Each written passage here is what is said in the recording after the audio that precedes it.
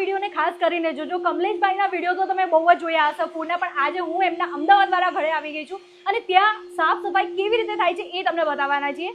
તો કમલેશભાઈ, તમારા ઘરે તો કામવાળા પણ હશે, ભાભી પણ હશે, તો પછી આવી રીતે અત્યારે આ શું ચાલી રહ્યું છે? જો બેન, એક વાત કહું કે આપણે છે ને ઘરની અંદર બધા જ કામ તો કરતા હોય છે, પણ અમુક કામ એવા કરાવવા જોઈએ. કારણ કે સૌથી વધારે આપણે બેડમાં સૂતા હોય તો બેડની અંદર જમ્સ હોય કે એ બધા આપણે સાફ થતું ના હોય. અત્યારે જે આ બધું ક્લીન થઈ રહ્યું છે, ડીપ ક્લીન ખરેખર લોકોએ ફરજિયાત કરાવવું છે.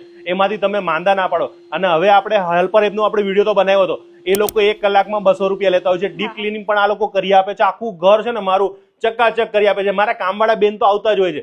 જયારે કામવાળા બેને ક્યાંક બહાર જવાનું થયું હોય અથવા રજા રાખે ત્યારે આપણા ઘરમાં તો બધું પડ્યું હોય અસ્તવ્યસ્ત, તો એને હરખું કરાવવા માટે હું તો ફોન કરીને 1-2 કલાક માટે બોલાવી લઉં, એટલે આરામથી બધું જ ક્લીન કરે. હવે તમે જો આ લોકો આવું કોણ કરી આપે કયો? હવે કોઈ આપણે આજુબાજુ વાળા કોઈને કહેવાય કે આવું કામ કરી આપો? કહેવાય ખરા અત્યારના જમાનામાં? પહેલા તો આજુબાજુ વાળા આપણે મદદ કરતા હતા, પણ હવે પોસિબલ નથી કે આપણે કોઈને હેરાન કરીએ.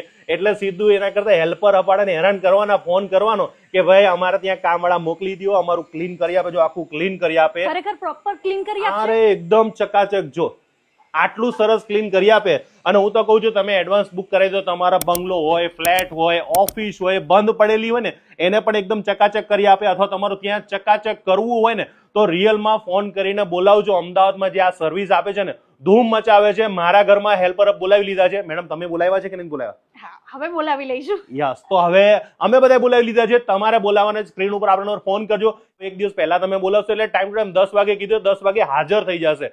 આ વિડીયો શેર કરી નાખજો. આ કામનો વિડીયો છે. સાચી વાત છે ને મેડમ? હા.